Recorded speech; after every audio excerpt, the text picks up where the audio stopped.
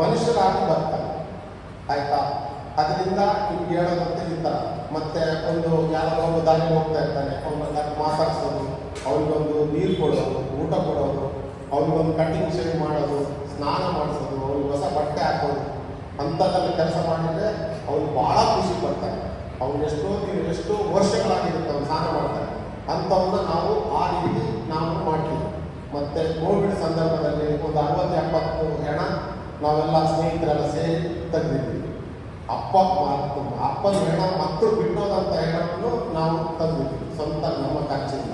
ನಾವು ಇಡೀ ಜಿಲ್ಲೆ ಪ್ರತಿಯೊಂದು ಕಡೆ ಮತ್ತು ನಿಮಗೆ ಎಫೆಕ್ಟ್ ಆದಾಗ ಪ್ರತಿ ಮನೆಗೆ ಹೋಗಿ ಪ್ರತಿ ಮನೆಗೆ ಏನು ಕಷ್ಟ ಇದೆ ಅಂತ ಅವ್ರ ಮನೆಗೆ ಚಪ್ಪಲಿಯಿಂದ ಹಿಡಿದು ಬಟ್ಟೆಯಿಂದ ಹಿಡಿದು ಅಕ್ಕಿಯಿಂದ ಹಿಡಿದು ಪ್ರತಿಯೊಂದು ಐಟಮ್ಸ್ಗೂ ಅವ್ರ ಮನೆಗೆ ನಾವು ತಗೊಂಡು ಕೊಟ್ಟಿದ್ದೀವಿ.